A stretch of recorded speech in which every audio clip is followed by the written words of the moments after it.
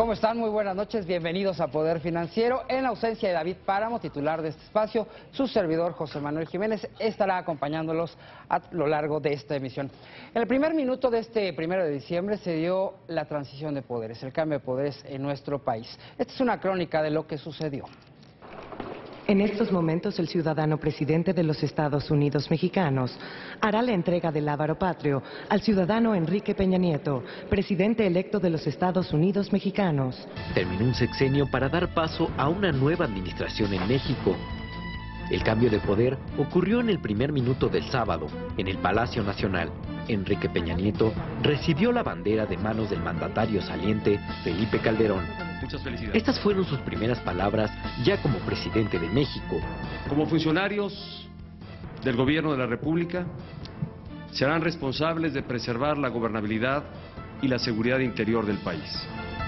Después, tomó protesta a los integrantes de su equipo en el sector de la seguridad. A las 11 de la mañana, todo estaba listo para recibir a Enrique Peña Nieto en el Palacio Legislativo de San Lázaro. Caminó sobre la alfombra roja.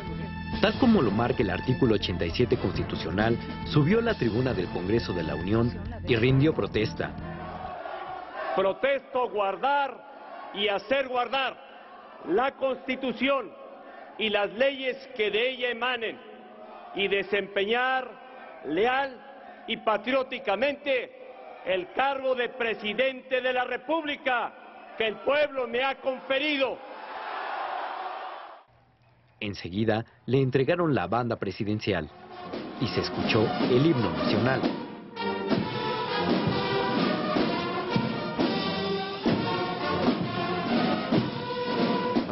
Más tarde, regresó al Palacio Nacional para tomar protesta a su gabinete y ante 104 representantes del mundo, como el vicepresidente de los Estados Unidos, Joe Biden, el príncipe de Asturias, Felipe de Borbón, Enrique Peña Nieto dio su primer mensaje a la nación.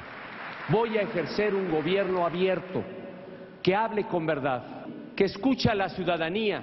También definió 5 ejes para conducir su gobierno. Un México en paz, eliminar la pobreza, educación de calidad, prosperidad y que el país sea un actor con capacidad global. Anunció un programa contra la prevención del delito y que arrancará la construcción del tren México-Querétaro, México-Toluca y Campeche-Cancún. De ahí se trasladó al Campo Marte, donde las Fuerzas Armadas se presentaron ante su nuevo comandante supremo, el presidente constitucional de México, Enrique Peña Nieto. Les instruyo fortalecer la unidad nacional, salvaguardar el territorio y garantizar la seguridad interior del país. Finalmente, ofreció una comida en el Alcázar del Castillo de Chapultepec para sus invitados especiales. Proyecto 40. De todas las iglesias, desde luego diplomáticos, por supuesto. Después, el presidente Enrique Peña Nieto le tomó protesta a su gabinete. Resalta en este gabinete la presencia de 2 personalidades de izquierda. La primera es Manuel Mondragón y Calv, quien estará momentáneamente al frente de la Secretaría de Seguridad Pública y después en una subsecretaría de Seguridad. Esto enclavado dentro de la Secretaría de Gobernación. También Rosario Robles, quien estará al frente de la Secretaría de Desarrollo Social. Y, por supuesto, también llama la atención que permanece, aunque con un cambio de secretaría, José Antonio Meade Curibreña, quien se desempeñaba como secretario de Hacienda y ahora será el nuevo canciller de México. A Miguel Ángel Osorio Chong se le conoce como un operador confiable de Enrique Peña Nieto. Se dice que una de sus principales virtudes es la ponderación política. Osorio Chong confió su reserción política a Enrique Peña Nieto. Siendo gobernadores, asistieron a sus respectivos 6 informes de gobierno. En la campaña electoral, Peña Nieto lo presentaba como mi hermano. El exgobernador de Hidalgo fue el coordinador de diálogo político y seguridad en el equipo de transición. Luis Videgaray Caso, hombre de confianza del presidente Enrique Peña Nieto, político con perfil académico calificado y experiencia en el sector privado. Conocido por sus colaboradores como el Doctor, se le conoce como un negociador nato que ha logrado consensos dentro del PRI, con el PAN y con la iniciativa privada. Emilio Lozoya es hijo de Emilio Lozoya Talman, exdirector del ISSSTE y secretario de Energía en el sexenio de Carlos Salinas de Gortari. Se dice que el enlace entre Lozoya y Enrique Peña Nieto fue Luis Videgaray. El economista por el ITAM y abogado por la UNAM ha tenido un entrenamiento de primer nivel en materia internacional desde su experiencia en el Banco Interamericano de Desarrollo, hasta llegar a ser director para América Latina del Foro Económico Mundial. Claudia Ruiz Massieu Salinas lleva la política en la sangre. Siguió los pasos de su padre, el extinto José Francisco Ruiz Massieu. Fue diputada federal en las 59 y 61 legislaturas. Claudia Ruiz Massieu se integró al equipo de transición de Enrique Peña Nieto como coordinadora de Derechos Humanos y Transparencia y trabajó en la iniciativa para crear la Comisión Nacional Anticorrupción. Alfonso Navarrete Prida forjó su trayectoria cerca de Jorge Carpizo. Fue su secretario particular cuando Carpizo fue presidente de la Comisión Nacional de los Derechos Humanos. Lo mismo en la PGR y cuando el doctor Carpizo fue secretario de Gobernación. En el 2001 fue subsecretario de Seguridad Pública del Estado de México. El entonces gobernador Arturo Montiel lo nombró meses después procurador de la entidad. En el 2005, Enrique Peña Nieto lo ratificó en el cargo. En 2009, Navarrete Prida regresó al gobierno de Peña como secretario de Desarrollo Metropolitano. Casi un año después, dejó la secretaría para contender por una diputación, la cual concluyó este año.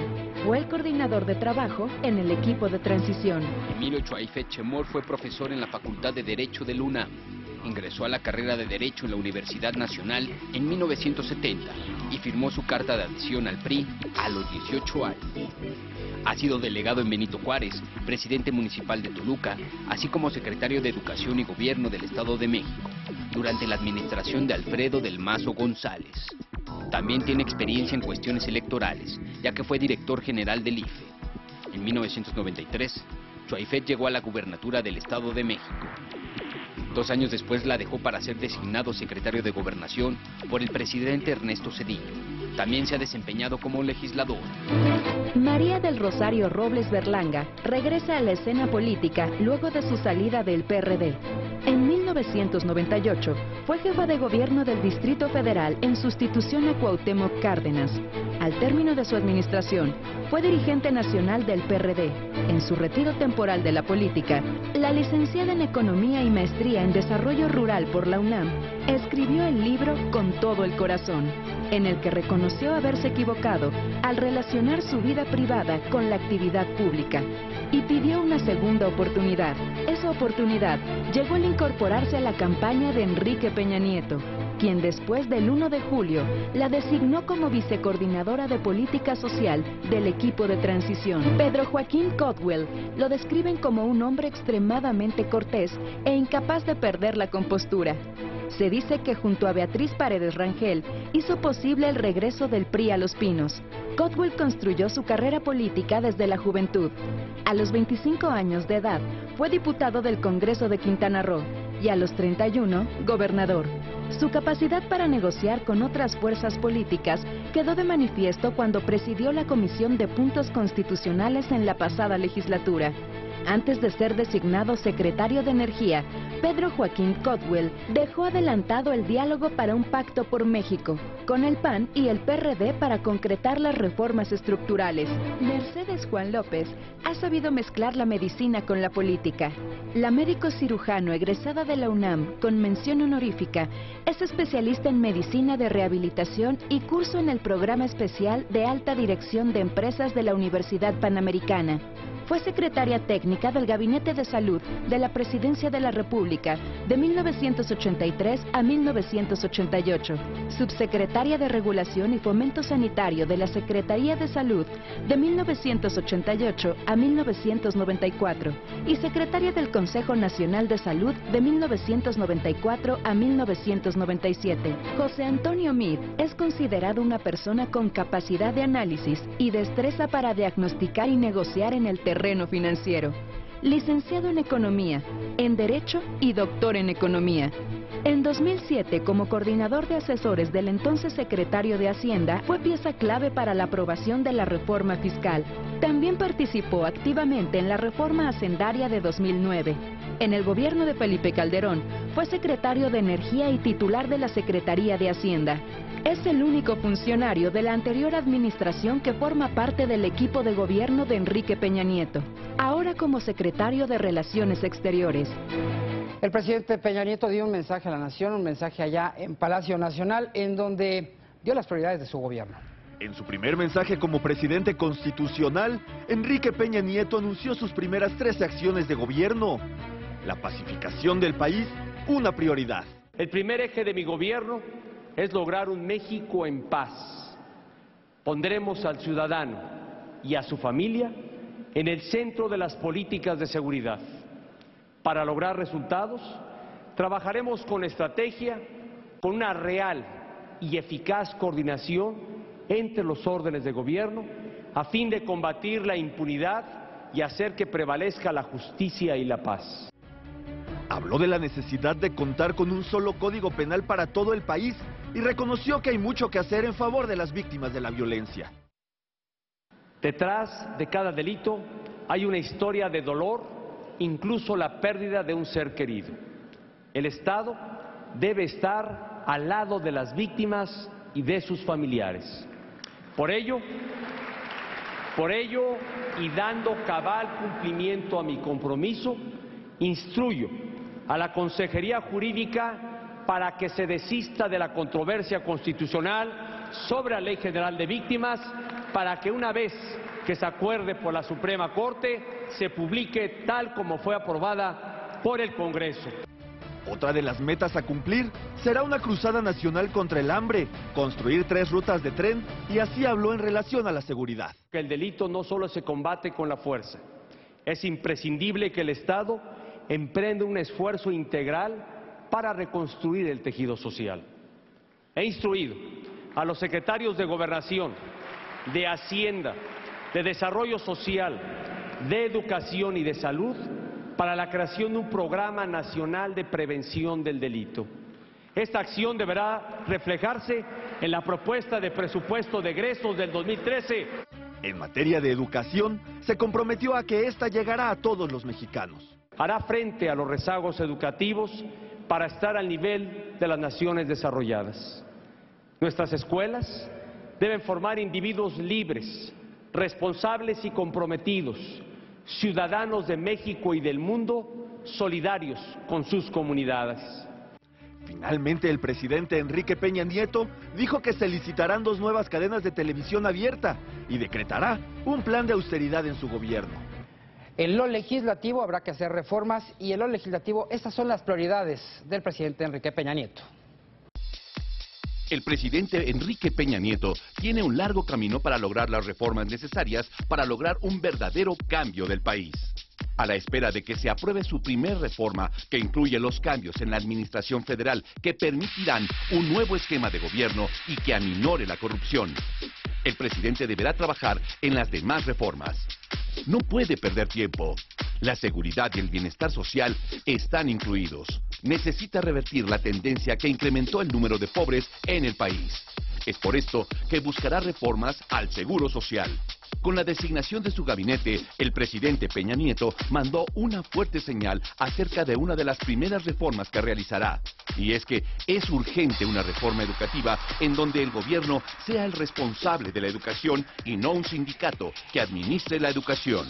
Otro fuerte compromiso es la reforma al Poder Judicial para garantizar una correcta impartición de justicia y se respeten los derechos constitucionales. En materia económica, se apoyará en la recién aprobada reforma laboral que mejore la flexibilidad de mercados sin ir contra los derechos de los trabajadores. Deberá lograr en paralelo una reforma hacendaria y una reforma energética de fondo. No pueden ir separadas. México tiene problemas de ingresos y necesita incrementar por la vía fiscal al tiempo que necesita reforzar la industria petrolera con inversiones privadas sin renunciar a la propiedad nacional del hidrocarburo. El expresidente Felipe Calderón sin duda dejó buenas cuentas en lo económico. Ahora el reto del nuevo presidente, del nuevo gobierno, será que todas esas metas económicas que se cumplieron, bueno, ahora alcancen la prosperidad de la gente. Sin duda, el anterior gobierno logró importantes metas económicas. Pese a crisis importadas del exterior, el gobierno saliente mantuvo la estabilidad económica. Durante los gobiernos de Acción Nacional, finalmente se consolidó la recuperación económica y se volvió a las mejores cifras económicas de la historia. Hoy, el gran reto que tiene la administración del presidente Enrique Peña Nieto es llevar al país al siguiente escalón en la escala del progreso. Se requiere crecer a una tasa sostenida del 6% anual, por lo menos durante una generación, y que la inflación se mantenga por debajo del 4%. Según analistas económicos y políticos, se requiere una reforma hacendaria y una reforma energética, y es que no puede hacerse una sin la otra, ya que el sistema energético está diseñado para tapar los huecos de carácter fiscal. De entrada, el sector energético tiene que ser mucho más competitivo y abierto a la inversión privada, al tiempo que en el lado hacendario se debe revisar la manera como se gasta y se mide el resultado de esas acciones. También, y lo que seguramente requerirá negociación, es el avanzar en los impuestos al consumo, lo que no necesariamente implica aumentar la tasa del IVA, sino que se deben disminuir los huecos existentes por la tasa cero en alimentos y medicinas, que benefician a los que más tienen, con lo que se entrega un subsidio a la riqueza. Continuamos en ausencia de David Páramo, titular de este espacio. Vamos a dar pie a la siguiente información. Mire, un día antes prácticamente de terminar el anterior gobierno, la Comisión Nacional Bancaria y de Valores publicó las reglas del Basilea III. Sin duda, estas reglas pues tomaron por sorpresa a los banqueros en el país. El jueves pasado, y sin previo aviso, se publicaron las normas de Basilea III. Extraño, porque el sector financiero venía negociando la publicación de las normas que no necesariamente benefician a todos los integrantes del sector. La pregunta de fondo es, ¿realmente quién gana? ¿Disminuirán sustancialmente los riesgos sistémicos en el sector financiero?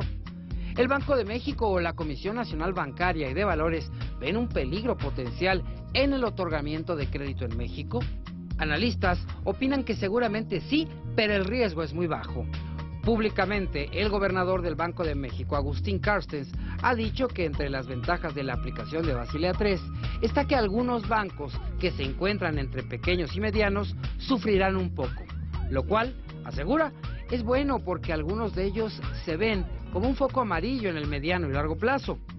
También ha señalado que estas instituciones tendrán que tomar decisiones para redefinir su nicho y sector de mercado, capitalizarse, fusionarse o simplemente cerrar de una manera ordenada. Y sin duda, la entrada en vigor de Basilea III sí mejora la calidad de información, lo que disminuirá los riesgos de mercado que podrían generar una crisis sistémica en el sector bancario. También ofrece mejores condiciones para prever los riesgos en que pueden incurrir las instituciones, en particular, y el sistema en su conjunto. Sin embargo, la discusión es en la manera en que se aplican. En las naciones en donde se han aplicado, se han hecho de manera gradual. Los miembros de la Asociación de Bancos de México no se oponen a la aplicación, sino que han pedido más tiempo para cumplir con la norma, ya que no les han demostrado que de no entrar en vigor se generaría un riesgo sistémico. Por el contrario, implementar las medidas de la forma en que las impuso la Comisión Nacional Bancaria de Valores sí implica problemas para algunas instituciones y para el sistema, puesto que podría inhibirse el otorgamiento de crédito. El nuevo gobierno deberá ajustar las normas recién publicadas para cumplir con sus objetivos de una mayor colocación de crédito, haciendo ajustes y correcciones al documento. Y es que queda claro que el tema no tiene que ver con el capital, sino con la colocación, el mercado y su impacto en el crédito. En uno de los primeros mensajes del presidente Enrique Peña Nieto se habló de la licitación de la televisión abierta en nuestro país. Sin duda, la competencia es buena para el mercado y más que nada para los televidentes. Vamos a ver de qué se trata esto. En el gobierno y en el sector no existe duda de que se deben licitar las concesiones de televisión abierta que hoy tiene el Estado a través de un par de cadenas, como lo anunció el presidente Enrique Peña Nieto al establecer sus prioridades de inicio de sexenio. El compromiso del presidente de la Comisión Federal de Telecomunicaciones, la COFETEL, era entregar las bases de licitación de televisión antes del 30 de noviembre. Esto no se cumplió, y es que los mismos comisionados de la COFETEL coinciden en que la fecha era aventurada e irresponsable, ya que aún se necesitan más estudios y tener la opinión del gobierno entrante de Enrique Peña Nieto. Es que no debe de olvidarse que aunque la COFETEL es un organismo autónomo, está subordinado a la Secretaría de Comunicaciones y Transportes, que, por ley, es la encargada de diseñar la política del sector. Haberse aferrado a publicar unas bases con el gobierno saliente hubiera implicado complejas negociaciones con el equipo de transición y los comisionados, o bien que las bases no hubieran contado con el apoyo del gobierno entrante. A partir del anuncio del presidente Peña Nieto, el tema tomará una gran velocidad y pudiera estar totalmente perfilado antes de que termine el primer trimestre del 2013. Hoy se sabe que se trabaja en un esquema que implicaría el empaquetamiento de bloques de señales, buscando que los ganadores tuvieran una presencia nacional, siempre considerando un esquema adecuado desde el punto de vista financiero y de penetración.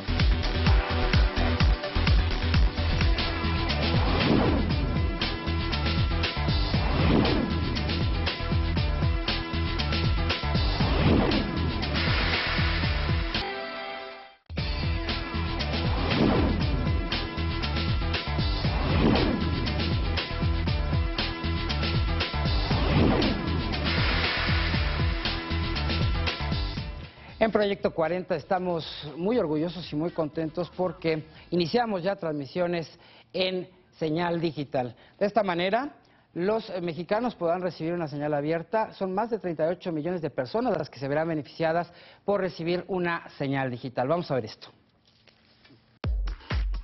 Proyecto 40 inicia transmisiones por televisión digital terrestre, con lo que amplía su cobertura a más de 38 millones de personas, las que gozarán de una oferta televisiva inteligente, plural, de calidad y sin costo alguno. Los más de 9 millones de hogares mexicanos con televisión digital en las ciudades más relevantes del país podrán sintonizar Proyecto 40. Sin necesidad de pagar por un servicio de televisión por cable o satelital, con solo sintonizarlo por la vía aérea. Desde el pasado 29 de noviembre, Proyecto 40 está disponible de forma gratuita en ciudades como la zona metropolitana del Valle de México, Guadalajara, Monterrey, Toluca, Tijuana, Puebla, Querétaro, Guanajuato, Celaya, Torreón, Mexicali, Reynosa, Matamoros, Pachuca, Cuernavaca, Jalapa, Ciudad Juárez, Veracruz y Mérida, entre otras locaciones. Bienvenida a la televisión digital por Proyecto 40. Ya estamos de regreso y en ausencia de David Paro vamos a platicar de deportes. Juan Carlos, ¿cómo estás? ¿Cómo estás, José Manuel? Con mucha actividad el fin de semana. Normalmente los fines de semana para eso son. Sin embargo, este en particular, por las circunstancias que se dan en México con el cambio de gobierno federal, pues también hay cambio de director dentro de la CONADE, ¿no? De la máxima instancia del deporte en México, así que, y además la final del fútbol mexicano. Entonces, se da todo esto en el mismo fin de semana y, José Manuel, pues hay que hablar de las dos cosas. Para empezar, si te parece, con la final de Liga, donde... Fue impresionante, ¿eh? Fue impresionante. Gente que 2 días en autobús para venir de Tijuana a Toluca. A Toluca, exactamente. Y también las filas, la reventa, como siempre, ¿no? En ciudades como esta, donde Tijuana hace historia en la parte deportiva, pero también en la parte económica, una derrama aproximada de 250 millones de pesos, la que se da, que es bastante buena, sin duda. Y, José Manuel, hablar de todo lo que gira en torno a esto, porque el hecho de tener a Tijuana como un equipo primerizo y que consigue el campeonato, pues esto habla de que la ciudad podría consolidarse, ¿no? Vamos a esperar. Pero lo más importante aquí será no que ya hayan conseguido el título, finalmente eso sí es importante porque se puede vender, ¿no? En este caso. Aquí lo más importante va a ser tratar de mantener este equipo por mucho tiempo y tratar de consolidarlo en esa ciudad, en Tijuana, donde últimamente, con el crecimiento y el desarrollo de la MLS, pues algunos estadounidenses también, respecto al caso de Los Ángeles, que es una ciudad muy cercana a Tijuana, pues ha crecido el fútbol en Los Ángeles, también con la gran participación de gente latinoamericana viviendo en Los Ángeles, pues es evidente que el soccer iba a crecer en esa ciudad. Y por otro lado, José Manuel, hablar de lo que ocurre en este fin de semana con el cambio de gobierno, sí.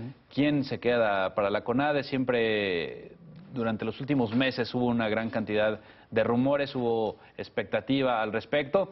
pero finalmente terminan siendo dos candidatos. Y me refiero a dos candidatos no en la parte personal, sino en la parte de grupo, ¿sí? Y uno de los grupos es el grupo que viene desde Sonora, podría estar tomando control de la CONADE, ese es un grupo, y el otro grupo proviene del Estado de México, ¿no? Que es lógico sí, también que es lógico, pensarlo. eso no es de extrañar. Exactamente, que en el caso de que Enrique Peña Nieto, el presidente de México, haya salido del Estado de México. Y en este caso, José Manuel, hay gente con exmedallistas ahí, ¿no? Como el caso de Jesús Mena, como el caso de Fernando Platas, pero son los dos grupos que estaban pues ya cerrando prácticamente en la recta final hacia la candidatura de tomar la CONADE. Había una tercera versión de que Bernardo de la Garza podría repetir, algo que a mí me parecería fantástico, ¿no? Que hubiera una continuidad en lo que se hizo en los últimos... Lo hizo bien y tuvo buenos resultados, porque tuvo los Juegos Olímpicos y previo había tenido los Juegos en Guadalajara y entregó buenos Juegos Olímpicos. Exacto, también en y la Beijing. verdad es que te entregó buenos resultados, Bernardo. El problema aquí, en toda la campaña de Enrique Peña Nieto, no se había mencionado la palabra deporte, ¿no? No se mencionó prácticamente en toda la campaña, ni una sola vez, ni siquiera cuando tomó ahora posesión de la misma. Entonces, esperemos que el hecho que no se haya mencionado no tenga que ver con que no se le invierta tiempo y dinero al deporte. Juan Carlos, muchísimas gracias. Nos vemos la próxima semana. Gracias. Y usted, muchísimas gracias por su atención. En ausencia de David Páramo, titular de este espacio, este es Poder Financiero. Muchas gracias por acompañarnos y por favor lo invito a que se quede en la programación de Proyecto 40. Ahora ya transmitiendo en señal digital. Muchas gracias. Buenas noches.